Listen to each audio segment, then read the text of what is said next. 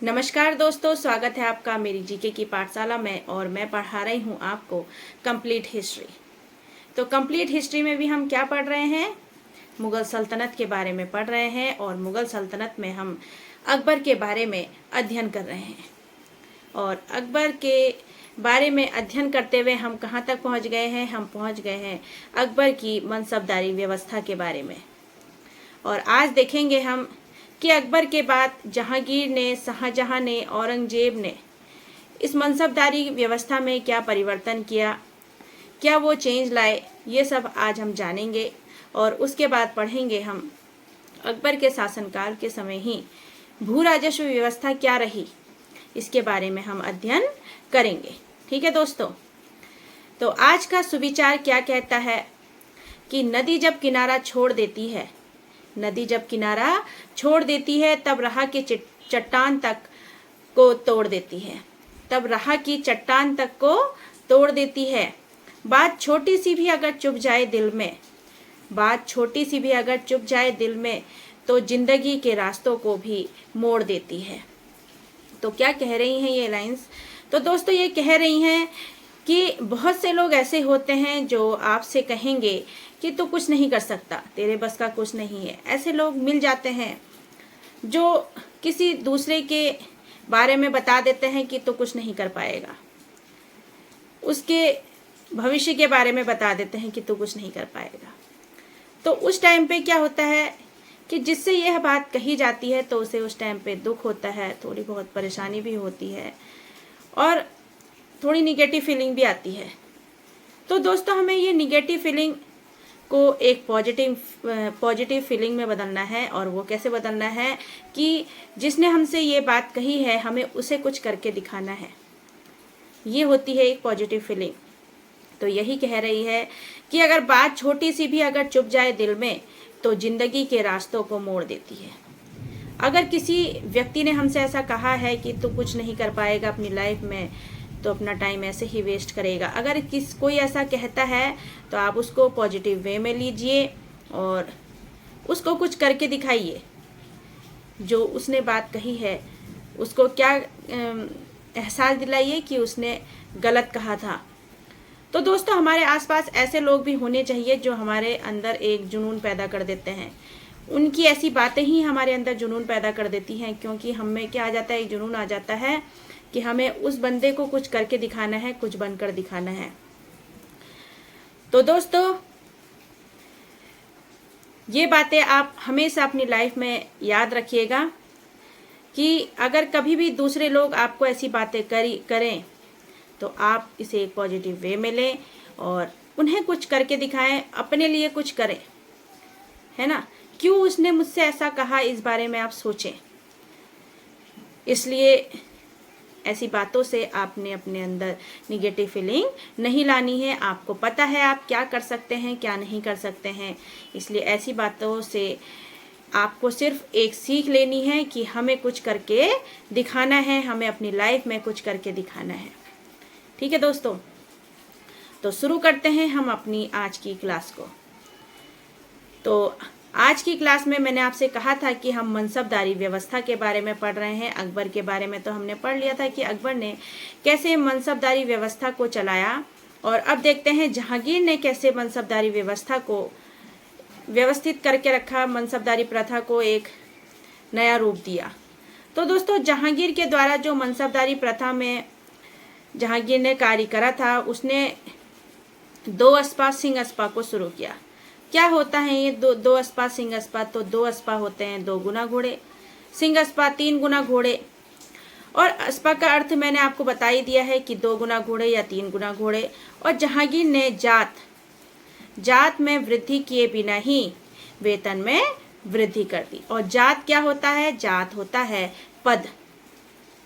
आपको बताया था हमने, जात और सवार। तो पद या रैंक को बढ़ाए बिना ही वेतन में वृद्धि कर दी। किसने? जहांगीर ने कर दी। तो ये देखिए, जात का अर्थ होता है वेतन या पद, और जहांगीर ने क्या करा? पद को बढ़ाए बिना ही वेतन में वृद्धि कर दी। फिर शाहजहां ने क्या करा? शाहजहां ने अपने वेतन में माहवारी प्रणाली को शुरू किया। बहुत सारी सुविधाओं में इन्होंने कमी कर दी और वेतन में भी इन्होंने कमी कर दी। ठीक है दोस्तों। इसके बाद बहुत से ऐसे शासक आए औरंगजेब के बाद जो मनसबदारी व्यवस्था को नहीं संभाल पाए। औरंगजेब के बाद बहुत से ऐसे शासक आए। औरंगजेब के बाद तो वैसे भी मुगल सल्तनत में जितने भी शासक आए उन्होंने अपने शासन को ज़्यादा अच्छे ढंग से नहीं चलाया और यही उन्होंने मनसबदारी व्यवस्था के साथ भी किया। मनसबदारी व्यवस्था को भी वह अच्छे से नहीं चला पाए। तो जब मनसबदारी व्यवस्था औरंगजेब के बाद अच्छे से नहीं संभल पाई तो जो मनसबदार थे ना, वो मनसबदार कौन थे? वो या तो उच्च कुल के होते थे, ज़्यादातर मनसबदार उच्च कुल के होते थे, और या तो फिर वह योग्यता के अनुसार चुने जाते थे। और जब औरंगजेब के बाद इन मनसबदारों को कोई नहीं संभाल पाया तो ये मनसबदार जो है एक स्वतंत्र शासक के रूप में उभर कर आए, स्वतंत्र शासक बन गए ये। ठीक है। तो ये था मनसबदारी प्रणाली। अकबर की मनसबदारी प्रणाली, जहांगीर की और शाहजहां की। औरंगजेब के बाद मनसबदारी प्रणाली में परिवर्तन आया और मनसबदार जो थे एक स्वतंत्र शासक बन गए और इन्होंने अपने छोटे छोटे राज्य स्थापित करने शुरू कर दिए। ये थी मनसबदारी प्रणाली दोस्तों। ठीक है। अब पढ़ते हैं अकबर के शासनकाल के समय भू राजस्व प्रणाली के बारे में। तो दोस्तों, इतिहास में कोई भी राजा है तो उसको सबसे ज़्यादा आय कहाँ से मिलती है? भू राजस्व से। आज भी देखिए आप, हाउस टैक्स लगता है तो ये हाउस टैक्स भी एक बहुत ही अच्छा आय का स्रोत है ना। तो पहले के टाइम से ये होता आ रहा है। तो पहले के टाइम पे राजा जितने भी रहे तो उनकी सबसे ज़्यादा आय का स्रोत क्या रहा? भू राजस्व रहा। भू राजस्व को एक नाम और दिया गया है और वो है माल वाजिब। क्या नाम है? माल वाजिब। इसी कारण अकबर को भी अपने आर्थिक सशक्तिकरण और साम्राज्यवाद को बढ़ाने के लिए क्या जरूरत थी? आय की जरूरत थी।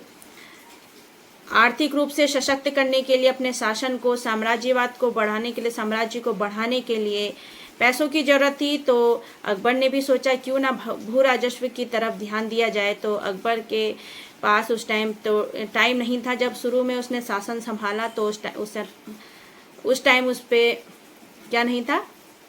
समय नहीं था। युद्ध करने से ही उसे फुर्सत नहीं थी अकबर को। तो शुरू में क्या करा अकबर ने? जो शेर शाह सूरी की जब्ती प्रणाली थी उसको ही क्या करा, एक तरह से अपनाया जब्ती प्रणाली को। और फिर धीरे धीरे देखिए, तो अकबर को अपने शुरुआती शासनकाल में अपने भू राजस्व को सुधारने के लिए समय नहीं था, इसलिए अकबर ने शेर शाह सूरी की जब्ती प्रणाली को अपनाया। और जब जब्ती प्रणाली को उसने अपनाया तो उसमें उसे कुछ कमियां दिखी अकबर को। तो उसने जब्ती प्रणाली में कुछ सुधार करने चाहे और वो टोडरमल की सहायता से उसने सुधार किए। ठीक है। तो टोडरमल की सहायता से अकबर ने शेर शाह सूरी की जब्ती प्रणाली में कुछ बदलाव किए, कुछ सुधार किए और इन सुधारों के कारण ही एक प्रणाली अकबर ने तैयार कर ली और वो थी दहसाला प्रणाली। ठीक है। दहसाला प्रणाली या दहसाला पद्धति कह लीजिए, तो ये अकबर ने तैयार की। पहले शेर शाह सूरी की जब्ती प्रणाली को अपनाया और जब उसमें कुछ कमियां लगी तो फिर कुछ सुधार किए टोडरमल की सहायता से, फिर दहसाला पद्धति को अपना लिया। ठीक है। अब दहसाला का अर्थ क्या होता है? तो दहसाला का अर्थ होता है 10 साल। क्या होता है? 10 साल, अर्थात पिछले 10 सालों के दौरान जितनी भी फसल हुई हैं और उनकी उपज, उनकी कीमतों के हिसाब से भू राजस्व लिया जाता था। देखिए, इसमें पिछले 10 सालों की फसलों की उपजों का औसत निकाला जाता था और उसके आधार पर ही भू राजस्व का निर्धारण किया जाता था। अब अकबर के समय जो भू राजस्व था वो 1/3 था और शेर शाह सूरी के समय भी जो भू राजस्व था वो भी 1/3 था। शेरशाह सूरी के समय भू राजस्व 1/3 तो था ही, और उन्होंने शेरशाह सूरी ने कौन सी जो भूमि को मापने की एक प्रणाली अपनाई थी, वो कौन सी थी? गज ए सिकंदरी। तो अकबर ने कौन सी अपनाई थी? अकबर ने अपनाई थी इलाही गज। भूमि को मापने के लिए इलाही गज नामक एक प्रणाली का प्रयोग किया था अकबर ने, ठीक है। और शेरशाह सूरी ने गज ए सिकंदरी नामक मापन प्रणाली का प्रयोग किया। और जो अकबर के द्वारा चलाई गई मापन प्रणाली थी इलाही गज, इसको दक्षिण भारत में मुर्शीद कुली खान ने क्या करा? इसका प्रचार प्रसार करा, ठीक है। अब दहसाला पद्धति में भी कुछ कमी लगी, तो उसको और ज़्यादा प्रभावपूर्ण बनाने के लिए नसक प्रणाली को अकबर ने शुरू करा। और नसक प्रणाली के अंतर्गत क्या होता है कि भूमि को उर्वरता के अनुसार बांट दिया जाता है। उर्वरता के अनुसार मतलब कि भूमि किस तरह की है, इसमें कितने साल में उपज होती है, कितने साल में ये खाली रहती है, इसमें कितनी उपज हो जाएगी, इसकी मिट्टी कैसी है, तो उसके अनुसार भूमि को बांटा गया। और नसक पद्धति के अनुसार भूमि को 4 भागों में बांटा गया, जैसे पोलज, परत, चांचर और बंजर। पोलज, परत, चांचर और बंजर। तो इनमें देखा गया कि भूमि किस तरह की है, इसमें हर साल उपज हो सकती है, खेती हो सकती है, तो उसके अनुसार ये भूमि को बांटा गया, ठीक है। तो ये थे दोस्तों अकबर के द्वारा शुरू की गई भू राजस्व व्यवस्था। कैसे उसने भू राजस्व व्यवस्था को बढ़ाया? तो पहले उसने क्या करा? भू राजस्व, जब उसे लगा कि मुझे अपने साम्राज्य को बढ़ाना है और अपनी आय के स्रोत को बढ़ाना है, अकबर ने जब ऐसा सोचा तो उसने सबसे पहले भू राजस्व के बारे में सोचा, क्यों ना हम भूमि से ही राजस्व ले लें। तो उसके लिए क्या करा उसने? अकबर ने सबसे पहले, उस पर कोई भी उसके पास आइडिया नहीं था, तो उसने क्या करा? पहले जब्ती प्रणाली, जो शेरशाह सूरी की जब्ती प्रणाली थी, उसी को अपना लिया। जब उस पर कुछ टाइम उसने काम किया, शेरशाह सूरी की जब्ती प्रणाली पर कुछ टाइम उसने वर्क किया, कुछ टाइम देखा कि कैसे ये काम करती है ये प्रणाली, तो उसमें उसे कुछ कमियां लगी, उसमें कुछ सुधार करे। टोडरमल की सहायता से